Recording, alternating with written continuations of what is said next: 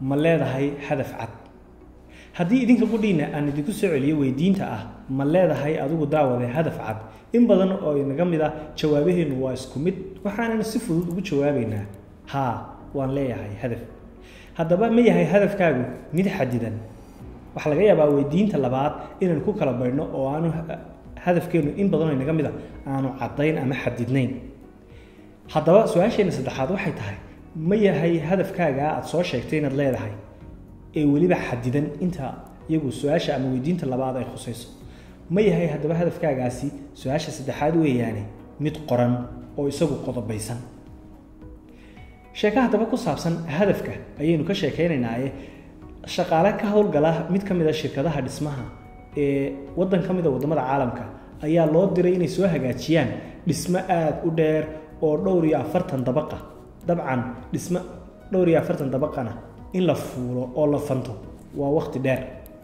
markii ay dhismihii gaareen shaqaalaha oo dabcan sita shandado ay ku sitaan tuulashooda ama agabka iyo qalabkii ay ku shaqeynayeen ee ay ku cilad bixinayeen hawsha loo diray waxa ay ogaadeen ama ay arkeen fariin ku dul qoran wiishka ama liftiga lagu fuulo fooqa oo ay ku qoran tahay wiishkani uu ciladaysan yahay waxa sugaysay dabcan labadaas nin hawl aad u adag fooq aad u dheer oo 40 dabaq ka badan iyo waliba wiishka oo shaqeynayn waxa ku sugaysaa waa inaad fanato jaranjaro aad u dheer oo fuulisteedu dhib tahay kaaga daran markaad waliba sidato shandado ay ku jiraan tool iyo qalab aad ku shaqeynayso oo dhabarka kuu saaran oo aad ku hawlgalaysid in badan oo inaga mid ah dabaqyadeena yaryar ee ku yaala magaalooyinkan aynu joogno ayay dhib aynu ka mudanaa inaynu gaarno dabaqa labaad ama saddexaad ka waran dabaqa afraad ka waran dabaqa shanaad haddaba ka waran dabaqa kontonaad ama 40 sida raggan ku dhacday ugu dambeyn way hanteen ama way fanteen waanay fuureen jaranjaradii waxay muujiyeen haladayg waxay muujiyeen dadaal waxay muujiyeen inaanay marnaba isdhiibin oo shaqadii loo diray ay ka adkaadaan maadaama la yiri fooqaasi halka ugu sareysa ciladaasi ka soo saxa ugu dambeyn markii ay gaareen halkii ugu sareysay ama barxadda sare ee dabaqaasi ama dabaqii ay fananayeen ayaa mid ka mid ah labadii nin waxa uu saaxiibkiisii kala weydiiyay waxaan ku hayaa laba war waa war farxad leh iyo war murugo leh wiilkii kale ama saaxiibkii kale ee loo warramaya ayaa wuxuu yiri ii horreysii sheekada farxadda leh ama warka farxadda leh wuxuu ku yiri warka farxadda leh waxa weeye ugu dambeyn 40 dabaq iyo jaranjaradii iyo dhibtii badnayd waynu ka soo gudubnay oo waxaynu ku guuleysanay inaynu soo gaarno fikta sare iyo waliba halkii aynu rabnay inaynu ka shaqeyno warka wanaagsani waxa weeye inaynu dhabar adeegnay oo aynu ku guuleysanay inaynu halkan soo gaarno inagoo sidana agab ama tool ama qalab aad u culus wuxuu yiri waa yahay sheeg warka xun hadda muxuu yahay wuxuu yiri warka xun waxa weeye in dabaqan aynu soo fuulnay in hawsha soo marnay aanu ahaynba kiinay loo diray taasina waxay ahayd sheeko aad u murugo badan waxaanay inoo sheegaysaa sidaan ku bilownay sheekadeena hadaf haddii aad leedahay ha ku joogsan inaad hadaf leedahay ku dar qodobka labaad oo ah in hadafkaagu xadidan yahay ama uu yahay mid cad oo aad garan karaysid marka saddexaadna waa inuu yahay hadafkaagu sidaynu soo xusnay ama su'aalaheena ku sheegnay inuu yahay mid qoran waxay yaqiinsadeen markay halkaasi gaareen ama fikta sare ee hawshaasi dhan ay soo gaareen in fooqani aanu ahayn fooqii loo diray oo uu yahay fooq ka soo horjeeda fooqa ama mid u dhow ama u eegba mararka qaar sida dhici karta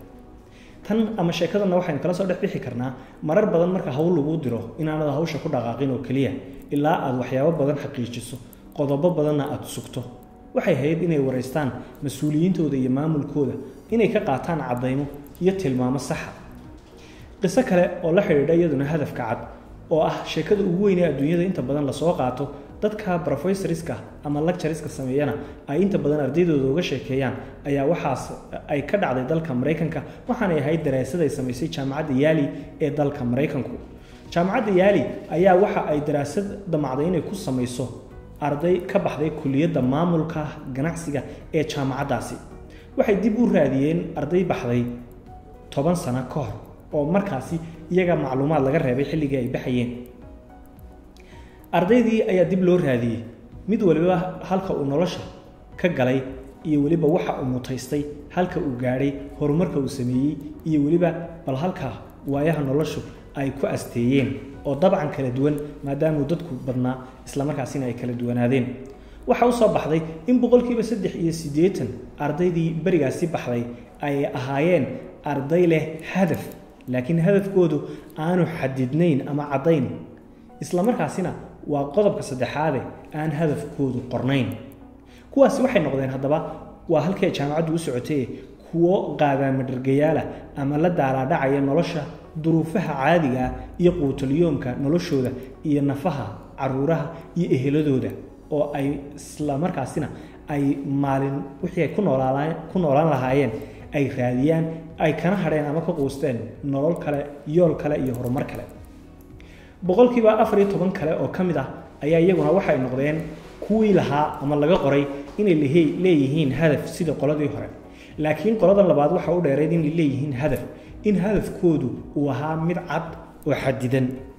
laakiin aanu iyagana lahayn hadafkaasi mid qoran oo qorshayaal wata ama qaabkii loo fulinayna la cadeeyay oo qoraal lagu qoray kuwaas waxay noqdeen kuwo nolol ahaan dhaama 83kii kale oo iyagu noloshoodu ay tahay nolol iska ladan ku nool laakiin noloshaasna ay tahay mid aan horumar weyn lahayn ama aanay ku faraxsanayn ama aanay xilal iyo titles waaweyn aanay haysan boqolkiiba 3 kaliya ama boqolkiiba 3 soo hadhay ayaa ahaa ardaydii barigaasi iyagu markii jaamacadda ka baxayeen 10 sano ka hor hadafka lahaa isla markaana hadafkoodu uu cadaa marka saddexaadna hadafkoodu uu qornaa ardaydaasi waxa ay dhammaantood boqolkiiba 3daasi ay gaadheen hadafkii ay qorteen ee u qornaa maadaama oo uu hadafkoodu marka horeba u cadaa haddaba dadka aqoonta u leh arrimahan aynu ka hadlayno ee maamulka nafta hadafka iyo horumarka iyo yoolka nolosha iyo waliba qofku noloshiisa sidoo u qaabaynayo waxay tilmaamaan in boqolkiiba 3daasi ay daraasadu muujinayso in nolosha ku guuleysteen waxa kaliya ay kaga duwanaayeen inta kale inay ahayd in hadafkoodu uu qornaa haddaba boqolkiiba imisa inaga mid ayaa hadafkooda qora oo uu cad yahay yoolka ay u socdaan waxaan filayaa in tiradaas ama nisbadaasi ay aad u yar tahay sida ay boqolkiiba 3 u tahay dalka Mareykanka waxa laga yaabaa in inaga bulshadeena aanay boqolkiiba 3 xataa inaanay gaadhayn waaniga qiyaastayda haddaba qisadan waxaanu guud ahaan kala soo dhex bixi karnaa haddii aynu inagu qudheenu dib u daraasayno macluumaadkaasi sheekada ku jiray in hadafkaagu mar walba aanad ku koobnaan inaad hadaf leedahay hadafkaagu uu cadaado kuu xadidnaado una gudubto steepka ama darajada ugu dambaysa ama talaabada ugu dambaysa oo ah in hadafkaagu kuu qornaado oo uu lahaado ama uu la socdo qorshihii aad ku fulinaysay haddii kale waxaad noqonaysaa nimankaasi